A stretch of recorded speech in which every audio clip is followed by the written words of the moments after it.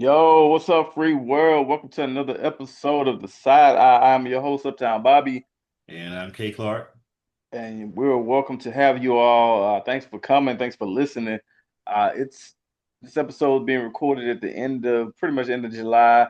We're approaching the last week of the month. I feel like it just flew by. I feel like the Mm, July 4th was yesterday. Uh, yeah, so we're approaching the dog days of summer. Well, we are probably in the we dog are, days of summer. and we in heat, so Uh, yeah. yeah, man. Yeah. So it's only gonna get hotter from here. But this episode is gonna be hot too, as we talk about some impactful celebrity deaths as far as pop culture. Hmm.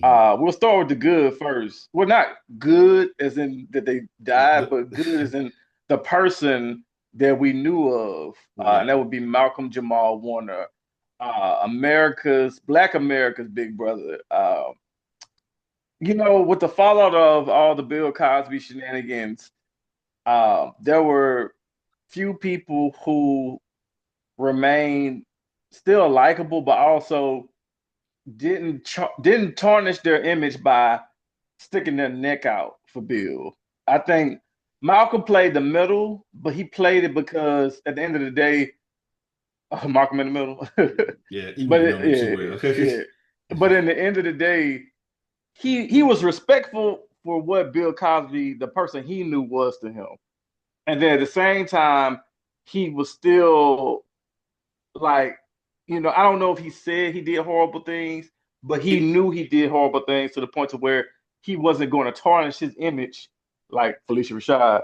But by really going out to publicly defend Bill or die on the cross for Bill mm, because Bill gave him his big break, or Bill was his father figure.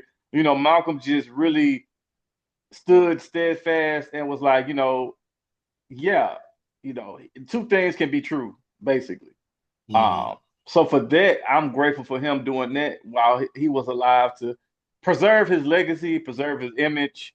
Um, and also, Malcolm Jamal Warren was one of those people who he didn't let Theo, just being Theo, define him. He went on to do the sitcom Malcolm and Eddie, which I really enjoyed when I was younger. The show he did for UPN with Eddie Griffin, because that was at a time where black sitcoms didn't have a lot of space, and the spaces they did had would be very limited.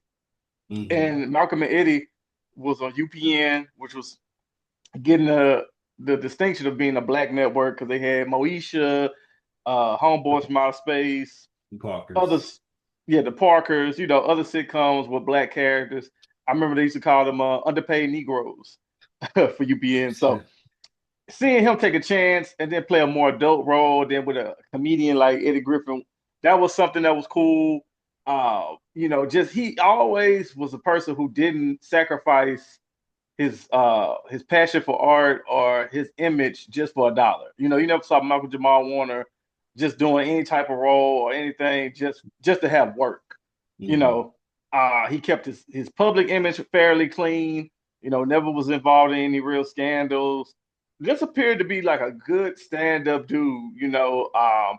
And a guy that a lot of people were happy to say they looked up to. So his passing was very tragic. Apparently, he got caught in the current Yeah, and because his drowned. vacation with his family off Costa Rica, and Hmm. apparently got caught up in the current and dive asphyxiation. They brought back to shore some bystanders, but they couldn't revive him. Then that's how he was pronounced dead eventually. So yeah, Right. And at 54, which is still young, yeah.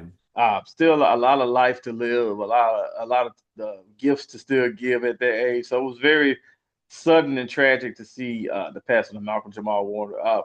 How do you remember Malcolm Jamal Warner legacy? And then, I mean, I know you didn't know him personally, but his legacy overall, how do you remember him? I think in the same way you do this. I mean, I of course know him from the Cosby Show as Theo, and watching that show, and sort of growing up with reruns of that show and things like that. I agree with you how you approach the tarnished legacy by sort of acknowledging the reality of what happened, about still holding up the show was still holding the show's influence and its impact, because it did have a whatever you think of Bill Cosby, and whatever you think of maybe the show itself in terms of, like, you can make of the show, it did have an impact and it did have an influence on a lot of people. A positive influence. You could parse out more nuanced critique about maybe what it was and what it wasn't, but in general, I mean, you know, it kept the sitcom alive basically because all sitcoms, not just black sitcoms, but like you think about late 70s, early 80s. I mean, it was pretty much no man's land until that show came out, and then you had the Family Matters and Full Houses and the Roseannes and the Married with Children. It's like so it really opened the door for not just black sitcoms, but like sitcoms in general to come back, family sitcoms. Yeah. Until the next wave of like the Martins and that came in. So. But beyond just that, I mean, I think what I appreciate, especially as I kind of got to sort of reintroduced to him later. I listened to him he did with Questlove and with the Questlove podcast, and he talked about like, and then he got to like not just Theo and that experience because they're all Gen Xers. So like, I think especially for people that generation, like, especially guys, he sort of like was their kind of avatar in a way. Not that we can't relate to him, but like they were in it with him as they were growing up. I think, but he was also not just an actor, but also a poet and a musician. Spoken word artist. Like he was a multifaceted creative, and never like, and he got, and I think, like you said, a lot of '80s child stars, didn't fare too well. Probably because probably their family, that's family situation, and them being a breadwinner that becomes very complicated. Not just black ones, but you Yeah, got the white ones too. Drew Barrymore. It wasn't good for a minute until the mid '90s. She managed to turn it Yeah. around. So, but Yeah, with Macaulay Malcolm, Culkin, we Macaulay can go. Culkin, Yeah, yeah, we can go yeah, there. yeah, Gary Coleman, That down the whole list. cast. Really, yeah. But with Malcolm Jamal and you, but pretty much all the Cosby kids, really, that wasn't that isn't that narrative. He managed. He had, I think he had like a strong foundation, and for whatever you want to say, whatever else happened on that set that was not great, the kids seem to be protected. So whether by their families Right. or by people in that by their tribe, quote unquote. So I think with that foundation, he was able to really live out a very purposeful life and a very intentional life. That's what strikes me is all the tributes. They talk about the Cosby Show. They talk about the Gordon Cottrell shirt and all the things that we know, from the show and everything else, and his acting and everything else. But really, what they talk about is the type of person that he was. You know, there was like a mentor to younger people, like someone who encouraged people, or someone who someone who understood the legacy of the show and was comfortable carrying that weight. Because you think, I mean, another person may have developed resentment towards Theo or developed resentment towards the show and having to be like, Black America's big bro, essentially. And they say, well, I'm not that. Fuck y'all. Right. But he really took it on as like, um, a responsibility he welcomed, basically, or could Right, have. right. Yeah, he definitely enjoyed having that role Mhm. on and off the camera. Like it's almost like the opposite of Jaleel White. Like Mhm. now I know Jaleel White. Well, the character Urkel was pretty big. Like Urkel, you could even make the argument that Urkel was bigger than Theo. But the thing about Jaleel White, it seems as if he kind of resented being Urkel after a while, or being just known for Urkel, and now he's kind of like, I don't want to say went rogue, but he's like, now he's kind of like, well, I wasn't from the hood, so people didn't fuck with me, or he married a white woman, which is, by all means, hey, love is love. If his partner if he wants to marry someone white, that's him.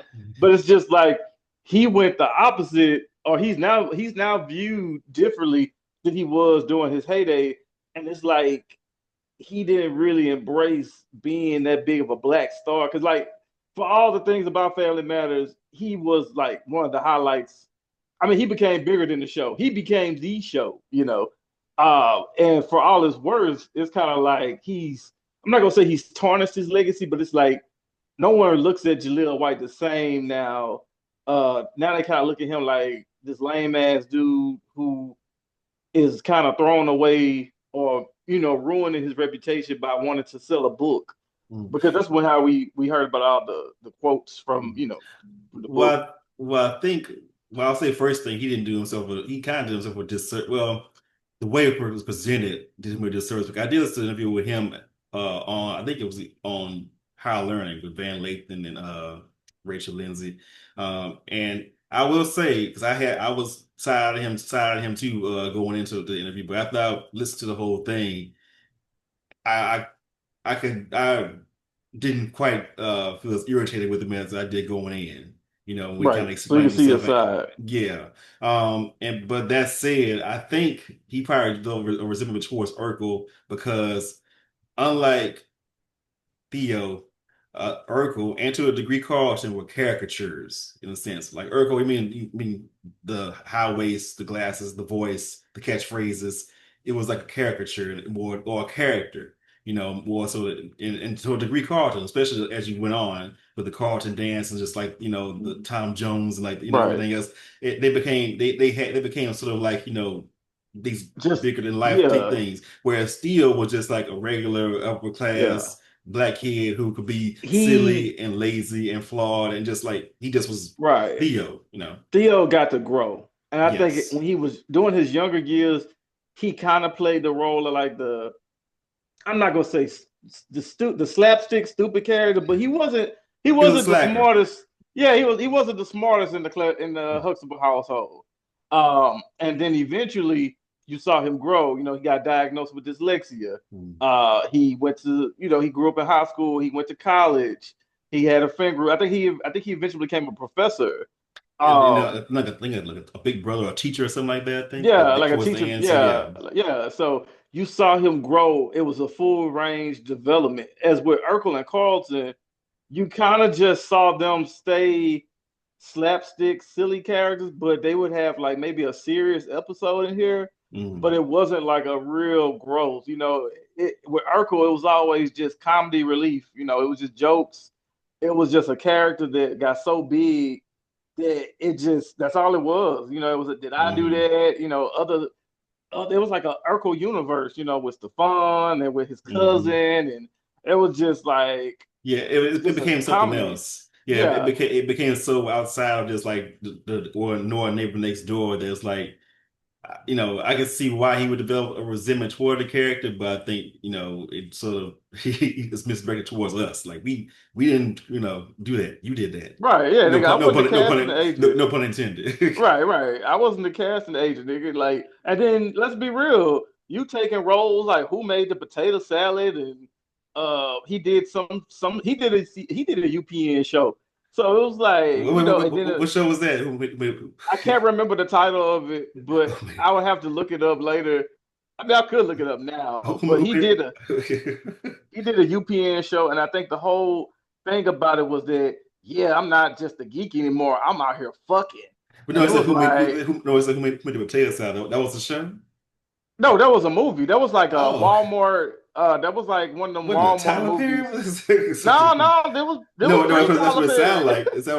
No, it's what it sounded like. It sounded like a parody of Tyler Perry play that Don Little would put in Atlanta. Who made Oh the wow, that's a salad? sequel. I didn't know there was a sequel. But yeah, Jaleel With tail White between was legs. Yeah, in. that's the He was in prequel. Who Made the Potato Salad. Family Matters mainstay. Jaleel White headlined this direct-to-video urban comedy about a police officer who travels to Los Angeles to meet his fiance's family. Some I saw what they just said is underrated. It came out 2006. I mean, Um, it may be, you know. But getting back to but Malcolm, it was in yeah. the But I think compared to those characters, his character's more down to earth, so that gave him room to just step outside of that. You know, he didn't have I mean, obviously the college show was cast a big shadow over his right. career, but it wasn't the type of shadow where it was like, you We know, got people, pigeon. He got yeah, typecast. he didn't get typecast, yeah. And if Right. anything, I read he turned down roles. They got pushed to do roles that were more like, you know, thuggish or like drug deals and like that. He said even said the writing is good, but I don't agree with the message. So I speaks to what you said about his intention behind sort of like what he would take Right. and what he wouldn't take. You Right. know. And that's I mean I tip my hat to any actor who's strategic about the roles they take, because there's some people who go the Samuel Jackson route from the 2000s to shit now. Well, he seems to be a little more particular now. But it was a run in the 2000s where Samuel Jackson would say, shit, all right. And he would do a fucking movie, and then hey, work is work. But Oh, also yeah. To be fair, it's like he probably Malcolm was probably I don't know his bank account, but I would assume he was in a better position than most to turn down jobs. most actors. Probably. I mean, So I don't know his I right, don't know mine his is personal yeah, background. Yeah, but yeah. yeah. I So mean, maybe, I yeah. would. He could be just to be fair to the working actors. He probably could afford to be more selective in general. To some of them niggas. To some To of them, yeah, some. to Because some, yeah, some of these people just like just doing shit, you know. But yeah. yes, you know, work actors are, you know, they also are people who have to have a living wage. So sometimes, you know, you got to take what's offered. Mm. But you know, Michael Jamal Warner really was intentional with the roles he picked. And I can appreciate that. I tip my hat to that mindset. And you know, I really appreciate the things he gave us in his life. And it's a sad situation, but I view death differently than some people, especially when it's someone who's lived such a life. I feel like celebrity deaths, and I know people take them hard. That's just the reality, especially now with you know the way parasocial relationships develop.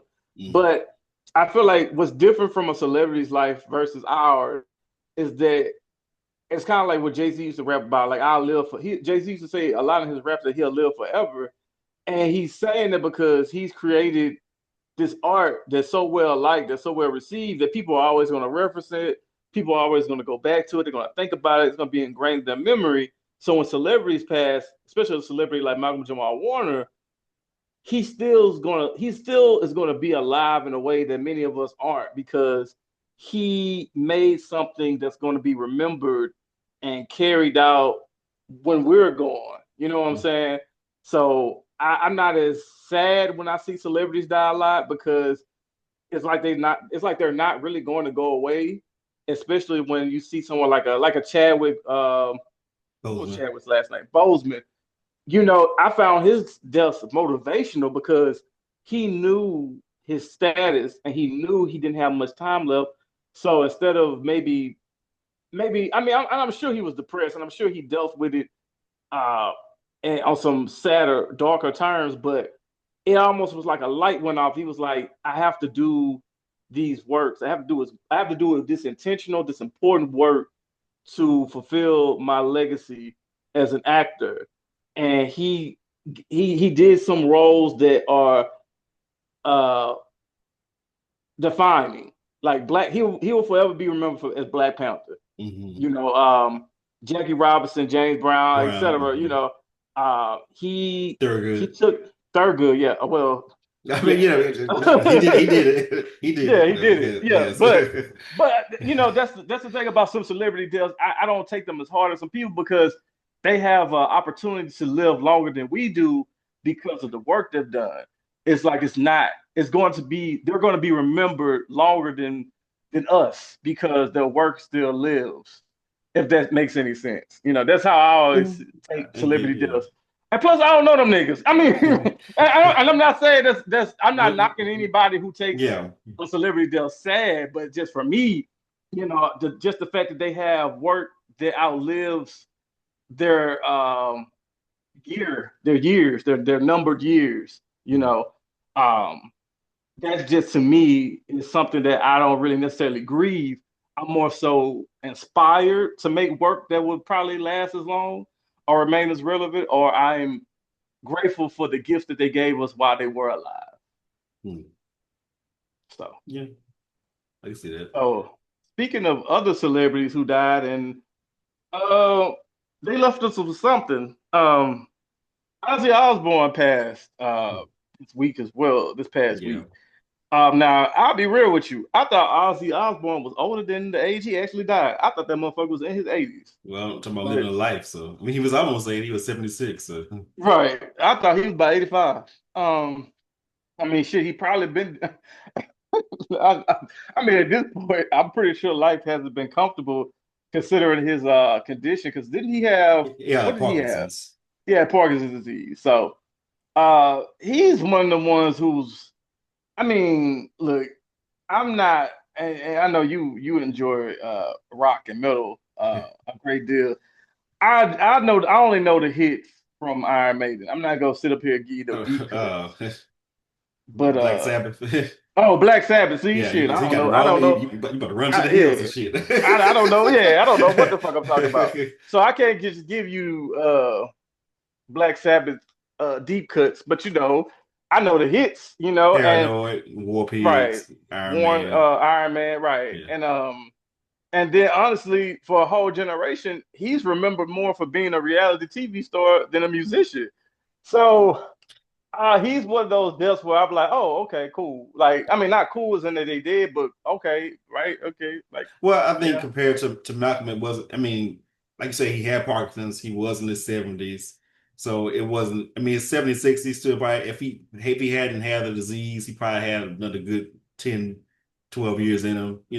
So it's not as sad because I it's think not tragic. he lived long. We knew kind of knew the end was coming. And speaking of being intentional, his last concert, he probably knew that was his last show because he couldn't walk. That's why he sat down the whole time he was performing. And that concert was designed to raise money for people with Parkinson's. So, talking about passing it on in terms of like, being intentional about what you do. Now, obviously, Ozzy lived a more chaotic life than Malcolm, particularly in his younger days with the drugs and the alcohol and the Oh eating yeah, eating the doves biting the and heads bats, off bats yeah, and shit. and Yeah. things like accent with the bat, but still, But so I think, but even so, there's always the solo hits like Crazy Train and My Mom Coming Home and No More Tears, things like that, which great songs. Then the reality show, I think the reality show really brought him back to relevance, like I said, with people maybe our age, along with us. I would say Ozfest, because I have like in the late '90s. So, but yeah, I mean, I think you know, I think he still gave the world something in terms of, I mean, Black Sabbath kind of obviously rock has its roots in rhythm and blues and everything like that, black folks. But in terms of like heavy metal, you don't necessarily have the sounds you have today without a Black Sabbath. It's, sort of like probably in that early sort of dark, doomy sort of sound, the guitar sound, the subject matter, the vocals. You don't have all the wickedness that comes after without Black Sabbath, necessarily. As far as heavy metal goes, a lot of those tropes started with them. So. Yeah, impactful, for sure. Very legendary band, but like the things that comes with somebody like Ozzy Osbourne, and it's ignorance. I mean, it's racism, but it's also ignorance that they said some things that were, perceived or Oh well, just yes, come yes, off oh yeah. Sharon had as some shit with racist. her in particular, so I don't know so much Right, the about. whole family, honestly. And I kind of I almost feel bad for the man towards his well, shit, they weren't towards it, but during that whole run of the Osbournes, it just felt like he was being exploited. It felt Well, like it felt like they hit lightning in the bottle because the whole show was known for just the language. Really, it was the language and watching Ozzy just live everyday bubble life. I around, guess. yeah, yeah. I Yeah, mean, and it yeah, was because well, go ahead. I'm sorry. no. I was just saying it kind of felt like kind of bad because like I'm pretty sure the show wouldn't exist now. Not only because of the language, but the fact that it looked like you had a person who's clearly the conditions of their Parkinson's are getting worse, and combined with the years of drug abuse and all that, it just felt like you were watching something that maybe you shouldn't be seeing.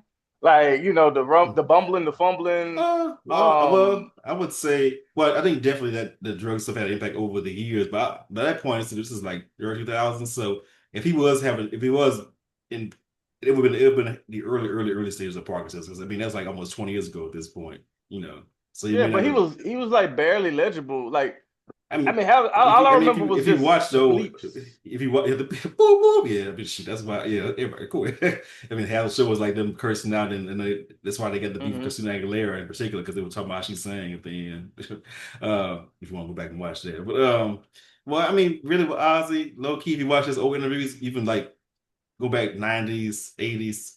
He always kind of bumbled about when he was talking. I think that's what endeared him to a lot of people, especially a lot of the misfits. He's like, because he wasn't like the cool rock star. He was a rock star, but he wasn't necessarily the coolest rock star. He was kind of awkward off stage and awkward, kind of bumbly and like self-deprecating. Like he wasn't think of somebody.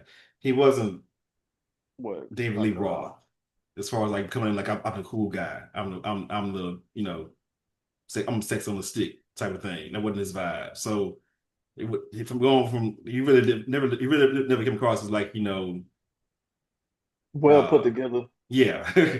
which is part of his appeal because he was like, yeah, he's on the stage, he's talented, but he's this rock star, but he's like kind of like you in a way. If you became a rock star, Hmm. so the show But wasn't yeah, that big of a stretch, But I mean, bumbling, yeah, but I don't know. I don't think it was. I mean, clearly, Sharon being the manager and everything else, who knows what kind of conflict they may have created in the marriage at various points, but you know. I don't think he necessarily. I don't look at that show and think it was. you don't necessarily think he was a Yeah, victim, yeah. I don't think. right? I don't think things have reached that point to where he was just kind of just didn't know where he was and was being just shepherded around and saying, "Here, say this, do this." Like I don't It think it felt was. like it though. I did. Like watching it, it felt like he didn't know cameras was on. Yeah. Like it was just like, To me, I feel like more like he was gonna be him regardless. I don't know. I haven't watched the show in I don't know how long. yeah, it's been a long fucking So I time. But it mean, just to me, it's feel like Sharon probably told me well, she probably came up with the idea we're gonna have this reality show. They're gonna come in our house and sell the camera because the whole family wasn't really with it. Like Jack and Kelly were, but they had another daughter that was the oldest of the kids of those kids, and she said she was like, "No, I ain't doing this." That's why you never saw her on camera. So really, they had three kids together, but only two of them wanted to be on the camera. It was Kelly and mhm. Jack. So I think she probably just told him about it, and he was like, "Oh, all right." And then when the camera showed, he just was like, "All right, they're here. I'm gonna still just do me." I don't know. Mhm. To me it didn't feel that way, but maybe if I watched it now, I may feel differently. But Yeah, yeah, I always felt a little cringe. Um, and then back then during that time that was like MTV was just rerun city, so they would just have blocks of it, oh just coming yeah, on. that and Uh, my Super Sweet 16 and shit. Yeah. yeah. So it was just interesting programming that it wasn't to me, it wasn't that captivating, but I guess for people who were Black Sabbath fans and then, newer people who just like the dysfunctional aspects of the family, that's what made it worth watching. But overall, Ozzy Osbourne, It helps to demystify him in a way or yeah, normalize him because because at yeah, that point he probably had the image of like still had the image of the guy who was biting himself bats and looking up his own piss with Molly Crew right, and shit. So right. Speaking of reality shows ruining someone that died recently, Hulk Hogan. Hulk Hogan passed away this week as well. He was 71. I thought he was older than that too. Hulk Hogan, the name pretty much synonymous with wrestling. mhm. Hulk Hogan, let whoever tell it, saved wrestling in the 80s. He made it a popular thing. Even if you didn't watch wrestling, you knew who Hulk Hogan was. Hulkamaniacs, say your prayers, eat your vitamins, the finger pointing, the tearing the 24-inch shirt, pythons. the 24 inch pythons. He was just a huge public figure. If you had to make a Mount Rushmore wrestling, unfortunately, he would be on it. But the things about Hulk Hogan that made him iconic also were things that made him, for less regards, considered to be a horrible person. This is before the racist stuff came out, but he bust down unions hmm that wrestlers wanted. He was notorious for backstage politics, making sure he would always go over and look good, holding down younger talent, creating contracts that would basically hinder companies from paying other talent. He had certain things in his contract that would prevent him from losing because wrestling is fake, so there's like the outcome is determined. So he would have things in his contract to where he couldn't lose or he had to look a certain way. He was just a very he's like it's reasons why he was friends with Donald Trump. It's like And he was Vince. very yeah, oh yeah, well Vince, yeah, oh yeah. And the steroid saga, he was a huge face of the steroid movement, which ultimately killed a lot of wrestlers. It's amazing that Hogan outlived so many of his peers uh, because of the drug use and the steroids and all that. But he's a guy who a lot of people still gravitate towards because he was just this guy they grew up with. But during his later years, he doubled down on some things that like it's His one thing to daughter be a was the Republican. his daughter was dating a black man, and he wanted He his didn't feelings. like it. Right. Right. When the infamous nigga ran with the hard ER. Right. Yeah. Yeah. Why didn't you get one of the tall one of the NBA ones? Like just really, really racist. His son was in a car accident that killed somebody, and he had some comments regarding that were very gross. There's people have even made connections with him and his daughter probably having incest or him being attracted to his daughter. If you watch God, what was the name of the reality show with the Hogan knows Hogans? best or something like that. Hogan Knows Best. Yeah, Okay. you're right. So that Okay. was the reality show that kind of brought Hogan back and also highlighted his family. His daughter ended up getting like a record Yeah, she contract. had a little music career. I think it's like Yeah, I she think he like stifled her in a way. I don't remember exactly, but right. She had a control song her. with Yeah. Paul Wall. Yeah. Yeah. And the wife ended up getting notarized. No, I mean notary. The son. So the show kind of ruined the family, and because they ended up getting a divorce, and it just kind of like reality TV did during that time. It would be good for like putting you on TV and getting an image, but then behind the scenes, it would ruin a lot of families or people who were, deep into it. But Hogan is interested just because he did all these great things for wrestling, but he was just such a vile, horrible person in so many people's eyes that, when you have so many people say some shit about you, eventually you sit back and think, maybe that shit true. Maybe he just didn't And care. yeah, that too. And he's one of those people. And I think his death being celebrated doesn't make me feel bad at all because one, people are allowed to grieve however they grieve or don't grieve. Brave. But he was, I mean, he was just outwardly a bad, not, I don't want to say a bad person, but someone like he didn't deserve the grace to be mourned. He deserved some of the criticism Yeah. and the harsh and the jokes and the memes. So, you know, I mean, hey, it's the exact opposite of Malcolm Jamal Warner. It was someone who lacked integrity, who lacked being intentional with the way they choose their work. Or didn't think of the collective. Right, didn't think of the overall collective, didn't Mm. appreciate the collective. Mm. Always was out for self, not for um the art form that made them famous. So all in all, fuck Hulk Hogan. And yeah, that's that. Do you have any thoughts or words about Hulk Hogan or I mean, I'm gonna say I celebrate that he's dead, but I don't pretend to be in mourning either. Because I ain't yeah, do it. I it's ain't do it for different. I ain't do it for Rush Limbaugh. I ain't do it for Pat Robertson. So fuck him.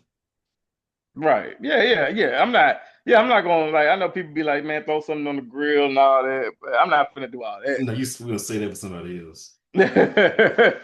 But I mean I'm indifferent, it's like, oh, okay.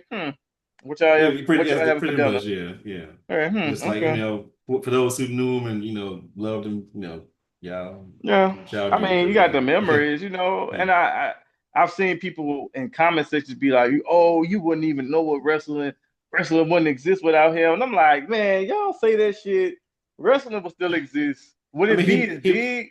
he mainstreamed it in a way that that Yeah. other people hadn't. But I mean, at the same time, he low key destroyed WCW with hit the control he needed to exert all the time, which Right. which made WWE a monopoly. So Right. there you So go. yeah, it's just like Michael Jordan. It's like, and I'm not comparing Michael Jordan to Hulk Hogan, but I'm just saying if you take Michael Jordan away from basketball, the NBA will still exist, basketball will still exist, but would it have had the run or the impact or the financial gains that it did? Maybe not as much. Same with Hulk Hogan. Wrestling will still exist, but would it have had that impact and that run and that money it made during the 80s? Maybe not.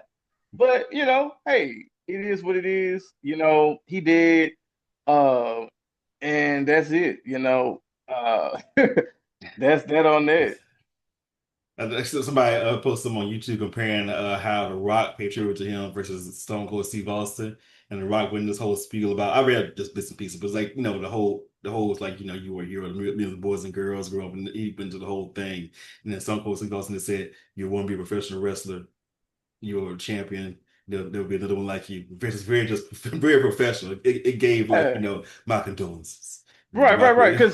that was Because when you're a it. figure like that, like Austin or Rock, and you or compared to someone like that, then you kind of got to play the political thing like Austin did, which like rest in peace. That's what's ironic though, because on paper, Steve Austin should be the one that's super Oh, you would think problematic. so, Yeah, yeah, but actually, low key, he is the one that's like, he's I think on one more occasion he's spoken out for like gay rights. So this he used to have like a little yeah, attitude. Kevin Nash, same thing recently, but some of his tweets about dragging yeah. the Republicans. Like, so people expect to be like, on one side or now, then the guy who's saying President Biden is trash. So Right. For sure. And The Rock is just such a politician I too. I mean, mean, yeah, of course. he's a nigga that just He he he ain't. he, he snooze whenever he got to. We Yeah, once find him that to steal shit. nigga, you think he attractive? He I just look like mean, a he, boulder. I mean, He just back when I first started watching wrestling, at that time, mm, yes, because he wasn't as cut up. He wasn't the same. That you could tell he was somebody who just was big and like worked out. So yeah, he got yeah, handsome on. So I mean, right. more so then than probably now. Now it's like, I mean, Kind yeah, of a zaddy vibe, but yeah. I just think that it's like too much, as far as the Oh, I mean, muscles, it's a lot. Yeah, I kind of prefer, but if that's your preference, yeah. I But mean, if that's what your I mean, type. he is smoother. Yeah, Yeah, I oh see for you. sure. I Yeah, he see you. put on. You I slick. wouldn't, I'm still surprised he hasn't tried to really run for anything yet, like a senator or something like that. But I guess it's coming He down the probably, pipeline. he probably ain't safe outside to do that. Shit. I'm just guessing. You know.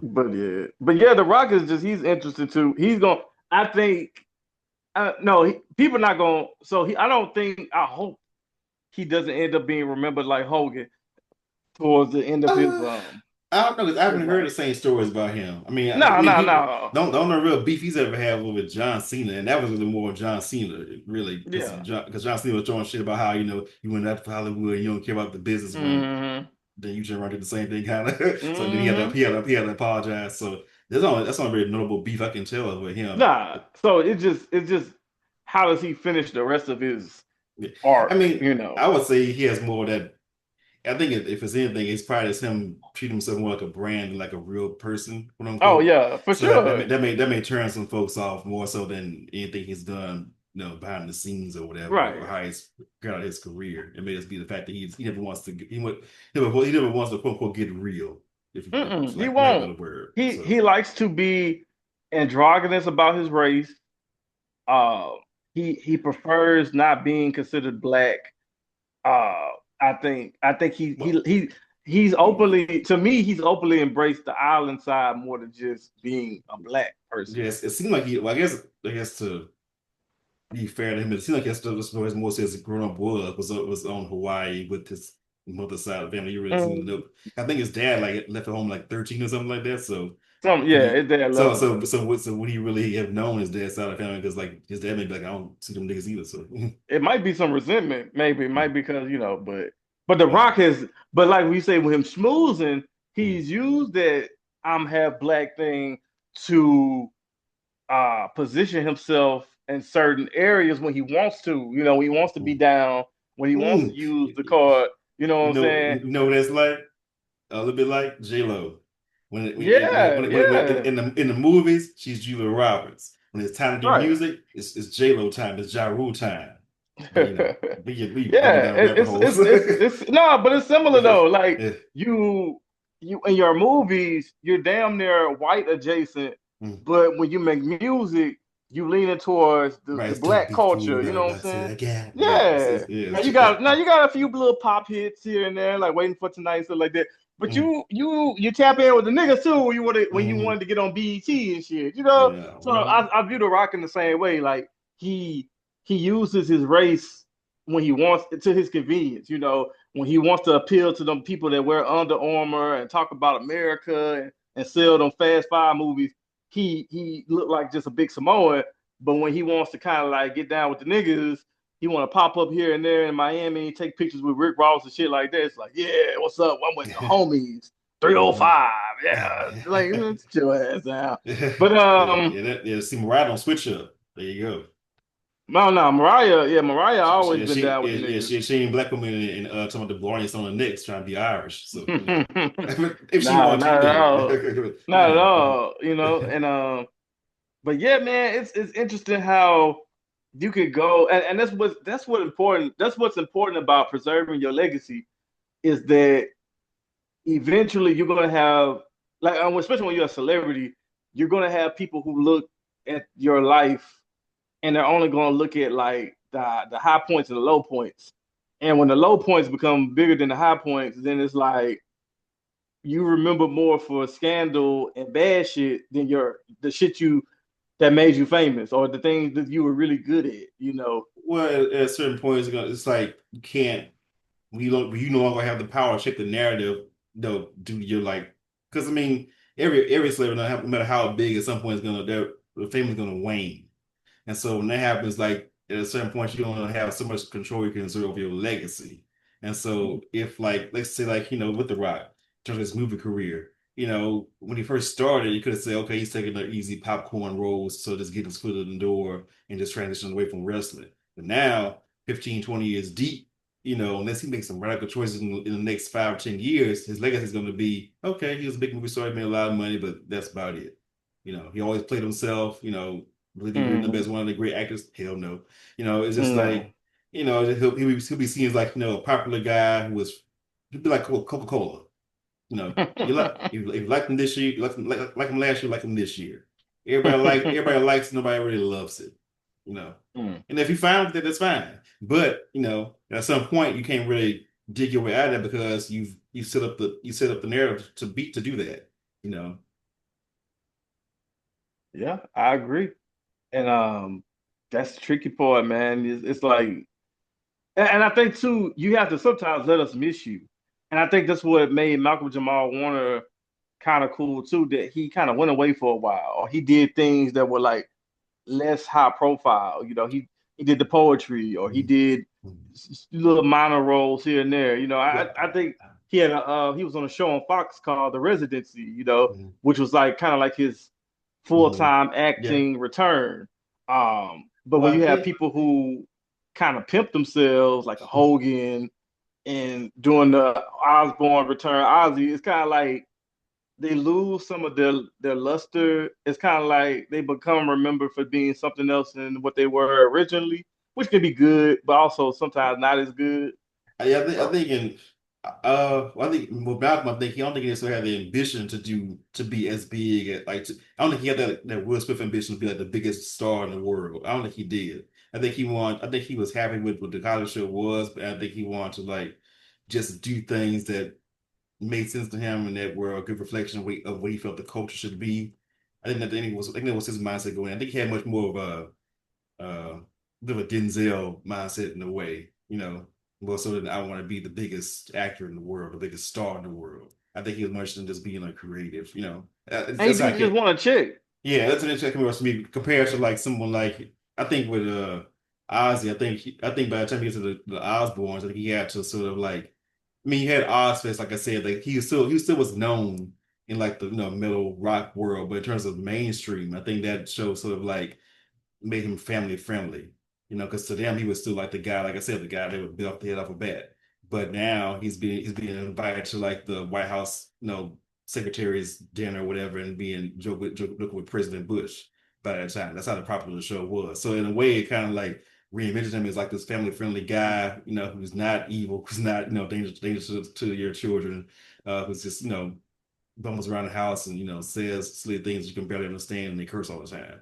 So in a way, it was good for him in that sense because it kind of just in the same way the family movies made made Ice Cube less scary. The other ones made Ozzy less scary or less like who is he? It demystified him, you know. Right. Um, so in a way, that worked out for kind of both of them. In terms of Hogan, I think Hogan was best work for a while, but then when you have the racist stuff come out and and more things about how he was behind the scenes come out, that really like destroyed it was chickens come home to roost, basically.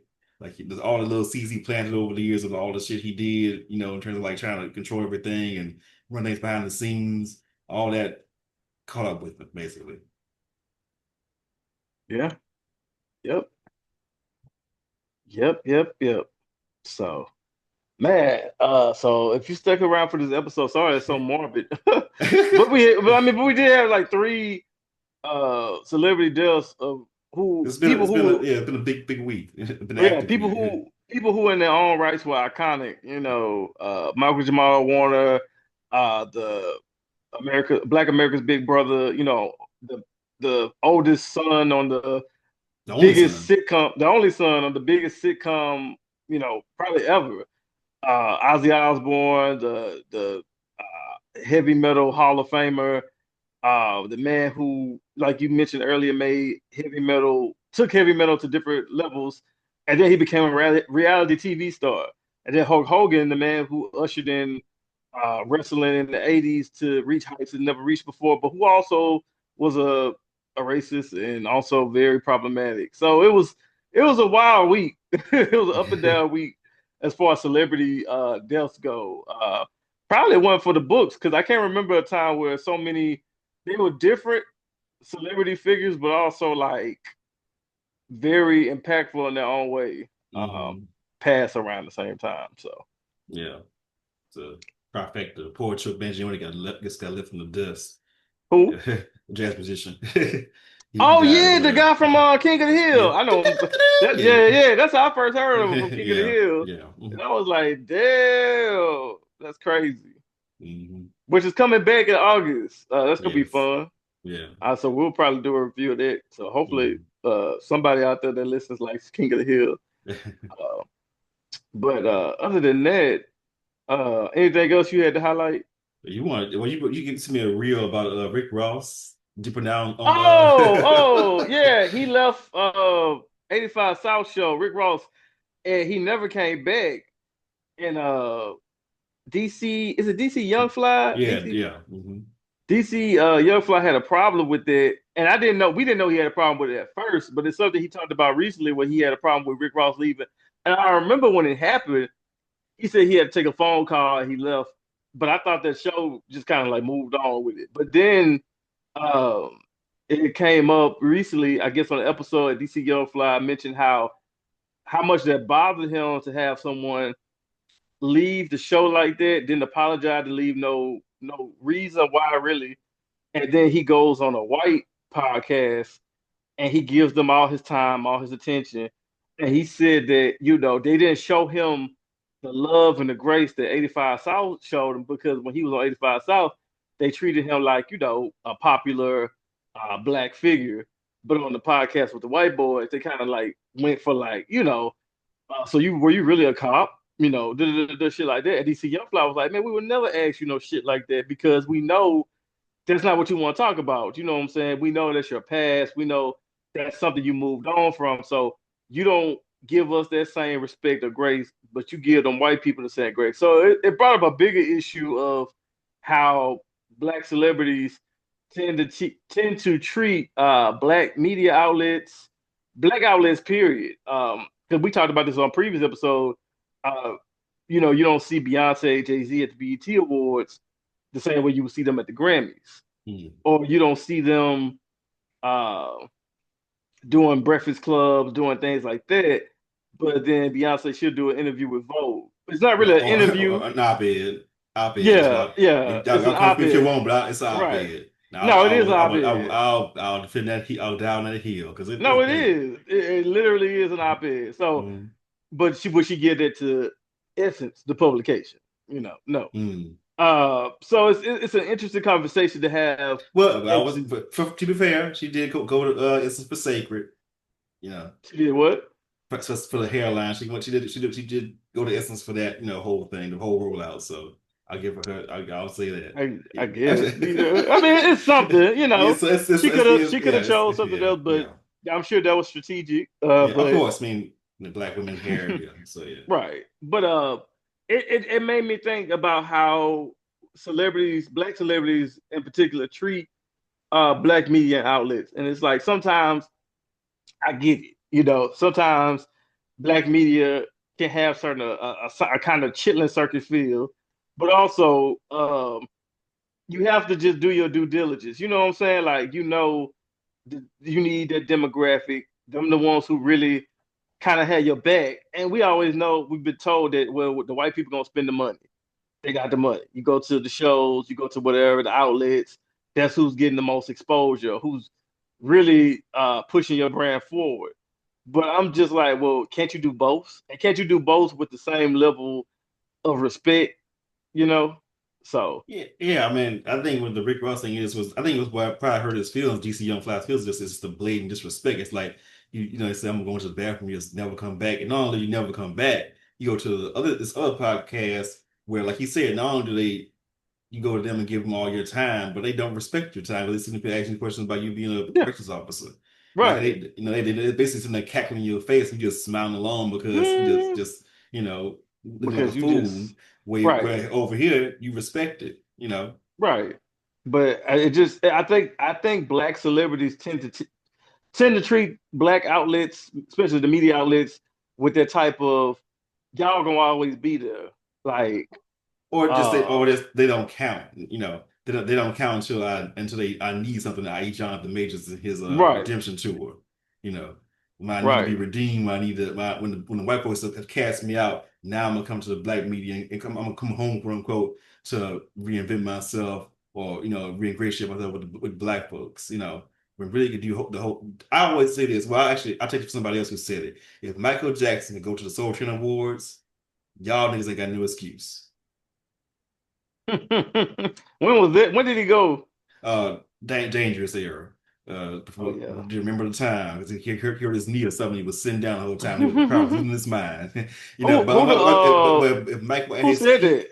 Oh, you as said you said it. an acquaintance of mine said it. Okay. But I'm just paraphrasing. Like if Michael Jackson at the peak of his fame, because I would say through Dangerous, he probably was the most famous person in the world.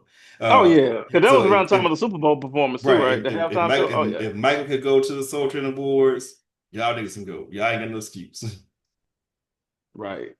So Yeah. yeah, man, it's just about showing that love, returning that love. It's a self-defeating thing where people say, "Oh, BET or whatever, they garbage," and then when they try to elevate and the big artists don't show up, it's like, well, the big artists don't show up, so when they and we're tuning in like it's for the Grammys. Then you go over to the Grammys, it's like, well, the Grammys don't give us our due every year, so we mad about it. Like it's a cycle. It's like y'all know they don't they can give it up to the to Beyonce or to whoever y'all wanted to give it up to. And write all these think pieces about it, get upset every year. Yet you treated BET Awards like a redheaded stepchild when they're the ones who will give the outlitters our flowers. Mm, The grant the Oscars aren't Jimmy Fox like that. no. You know, maybe if he's about to die. Even then, Knock on wood, it won't be for a long time. You know what I mean? right, Like but Like no, Angela Bassett. he would get a video package, and that would be it. A lifetime achievement Versus, Grammy. I mean, yeah, Oscar. yeah, Which he's not getting yeah, that. yeah, He would have yeah. to he would have to be fucking 80 years old to get that Mm, shit. You yeah. know? They're not gonna pay homage to the girl groups like Alicia Keys did one year. Like SWV in Vogue and No. Or TLC. Al Green. Give Right. Al Green a lifetime. They ain't gonna do You no shit like that. right. You won't get Michael Jackson dancing with James Brown at the Grammys. Well, you know what I mean. Like he won't. Those moments Right. have to happen in the culture. And I get. I mean, I'm not in any of those artist positions. They probably are thinking about various things like if I go here, I can secure this deal, I can do this, I can do that, and in terms of like how their career, their career move forward. But you know, you can't forget the core audience that supported you in the first place. Like before, when award shows was pronouncing Beyonce, she was getting love from the black folks. I'm old to remember that. you know, Before Kendrick broke out with Timber Butterfly and all the Pure Supplies winning stuff, he was at BET in the Cipher. You know, Hmm. he was at this year's award show. So I guess that means that if BET, I would say for all whatever you want to say about BET, they're not particularly black owned like they were for the majority of the 80s, 90s. It's like they have tried to take steps to upgrade the production value of the shows to do better, to modernize what they do, their approach. So, for artists who try to beat the man wage, show up. Give Right. the same energy to the BET Awards, to the Soul Train Awards, or to these black venues that you would to a Grammys or to an Oscars or whatever. Because I I mean, agree. really, the stars make it. I mean, that's why people watch. I mean, they ain't watching really for the awards. They watching for the people they want to Yeah, see. they watch it for the performances. They watch it for the pageantry. They're not watching to see. No one gives a fuck about the awards, really, unless you have a situation where this past year the BET Awards with the gospel category. Mm-hmm. Uh, but the awards are just they kind of like background. It's not the same forever as the Grammys with album of the year and all that shit. And I'm so glad Beyonce won that fucking award because it was getting so sad on her fans.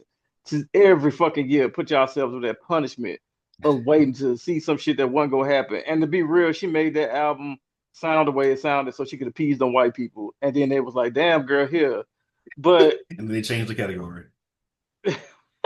right, because next year, even if whatever Act Three does drop, if she is nominated, she ain't getting another one. Uh, but yeah, it's just because it's also interesting too because you know who's in the room making those decisions on who gets an award. I mean, you might not know them by name, but you know it's black people in those rooms. When you do this Grammy Album of the Year shit, you don't know who's in those rooms. We don't even know the category. We don't even know why they picked the albums for Album of the Year. We don't know why they picked the ones that should win. It's always just a bunch of random people that who have no faces. We don't know nothing. We don't know the race. We don't know none of that shit. Who choose this Album of the Year? But with the BET Awards or Soul Train Awards, it's a room full of niggas, and they probably picking who's the most popular, who's been good to us, who's been good to the industry. You know what I'm saying? It's that type of shit, and I could support that more than an award show that has shown you since its inception that they only fuck with y'all when it's convenient. When it's because they have to, or it's because they want y'all there, or they be like, all right, damn, here nigga damn award. You Yeah. know. But it was an interesting topic I saw. It made me think like, damn, like that is real. Like it's a fair criticism. Why do so many black stars and celebrities tend to shun black outlets and black media, and then show up for white people when the white people they kind of just they want to put niggas on the hot seat. They want to make them feel uncomfortable. They want to ask the quote unquote hard questions, but it's kind of making a joke out of you or making you just appear to be not qualified to even be there. It's like the white people trying to figure out. So what made this Negro so special? And what's your tick? What's Mm-hmm. your tag? What's So your it's like, deal, yeah, man? yeah, yeah. It's like I get it, and I get why some people would avoid something like the Breakfast Club because they sometimes tend to sometimes they can get a little too what's the word exploitive. You know what I'm saying? They kind of Mm-hmm. want to get sensational. So I can see why Mm-hmm. somebody like a Jay-Z might avoid the Breakfast Club because you got to deal with Charlemagne thinking he Barbara Walters when he just really being annoying, or and now you got just hilarious on there. You know what I'm saying? Like I kind of get it It's like now making because her mission to talk about trans shit all the damn oh time, yeah, girl. You are so terribly educated, uneducated, and right, because that's why Lady Vanee had to gather your ass politely. Tell me, right, and she was still being continue. stubborn. Yeah, but she Right. yeah, she was still being stubborn. That's what frustrates me about them is like they'll have a T.S. Madison on, a Laverne Cox on, Janet Mock on to answer all the questions and say all the things, and they're taking like, oh. The next day they be on some bullshit. Right. And we also need those people to stop. And I'm not necessarily judging. I'm not victim blaming, but it's gonna have to come to a point to where they have to stop going to these shows that when they're there, they nod in your head and act like they get it, but then when you leave, they being transphobic or being homophobic or being just nasty people afterwards. It's like they're on their best behavior when you're there just to get you on the show. Then when you leave, they doing shit where it's like, I mean, Or damn, I they was just there. right, they have the Duvall on talking about something he'll basically kill a trans woman and it's like Oh, cackling or not along or whatever. I remember exactly what they said, but it was something dealing with violence, basically. With Lil Duval. That was years ago. But yeah, they'll have to something like that happen, and then they won't say anything. You know, Man, that's I don't, crazy. Yeah. I don't know if it was that extreme, but it was something. It was something that was like, yeah, I ain't gonna say nothing Yeah, about but that. something not to be taken lightly. Yeah. Consider that, the violence that Mm, trans women face, you don't play with shit like that. mm, But yeah, it was just an interesting topic I thought worth discussing because we have to find, I think eventually there's gonna have to be a balance to where like people like to talk about being authentically black and oh being black is so dope and all that, but it's like y'all say all that, but then y'all only want to be black when it's to make money. Or y'all only want to use black people when it's to make money. One thing is just I mean we all been indoctrinated with this idea that white is superior or better or like or it's like you're famous when white folks know who you are, that whole The thing. crossover appeal. Right, the crossover. That's the whole basis of a lot of movies like Temptations movie or the Supremes. There's a whole thing of them crossover into to the quote mainstream. Who was the Mm, mainstream? White folks. Somebody's unsung. What does that mean? White folks didn't know who they were. So it's not surprising really that Rick Ross would do that or the other artists throughout. Other major black artists throughout. The decades have sometimes at times maybe shunned or like shied away from doing black press in favor of appearing at certain outlets or whatever because we've been all taught that you've really made it when you're on the cover of Rolling Stone, not when you're on Vibe. You really made it when mm, you won a Grammy, not a Soul Train Award. You really made it when you won a Oscar, not a NAACP award for Best Actress or whatever. We're not taught to value our things or see them as equal to theirs. mm. Right. Very much so. And it's unfortunate. It's really unfortunate that's how people think and operate.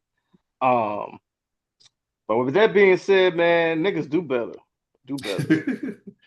Yeah, I mean, Just like keep I it said, rolling. it's indoctrination, so it can be hard to shape. But I think you just gotta be intentional or be aware of like how you maybe be used by these outlets that you think are so prestigious. You know. Right, because they definitely using your ass because they get Beyonce to come to that motherfucker every year. I don't think she's missed the Grammys, or if she did, maybe she was on tour or pregnant. But Mm. when's the last time you think you just didn't see Beyonce at the Grammys versus when's the last time you seen her at the BET Awards? And I know people will be like, damn, he picking on Beyonce, but it's like But Beyonce is she's just the biggest. Yeah, she's the yeah, she's the biggest. biggest. So it's like it's unfortunate, but it becomes almost a responsibility to be present when black people gather to celebrate blackness versus you showing up for the Grammys just so you can finally get this lifetime achievement award, or whatever the fuck. Okay, I album don't of the know. year. Yeah, but that's what it was Yeah, though. It but was like, yeah. oh, like, huh, bitch, damn. Okay. But the crazy thing about this, you had to put on a cowboy hat, wave the flag, and you had to do all that shit to finally get that album. And that's I would say with anyone who, well, yeah, I'm gonna say with anyone who isn't, a straight white man, you gotta do that dance to a degree. Because I said it before, I'll say it again. The reason why I think part of the reason why Madonna won for Ray of Light is because she coupled up and she became a mother. You Mm. know, there were no comb bras, there was no hitchhiking naked in the street, no dancing from the burning crosses. It just was like, I'm a mother now, I'm subdued, I'm like to Kabbalah, and the album she made, even for all its being electronic, it had a lot of rock elements in it. And you lean to that rock shit, you get that Grammy shit. That's Period. hilarious. Yep. So on that note, we are wrapping up this episode. Thank y'all for listening. Thank you for tuning in as well. It's been an active month, an active close to July. So moving on to August, looking to see what's coming. We'll keep our eyes open, our eyebrows raised, and just pay attention to pop culture and give y'all another episode in the next upcoming weeks. Probably go do some reviews or some anniversary watches, something like that. But news don't sleep. Especially pop culture news. So we'll Mm, we'll we'll find something to talk about. yeah. So thank you for listening. We are out. I am Uptown Bobby, And K Clark. and we out.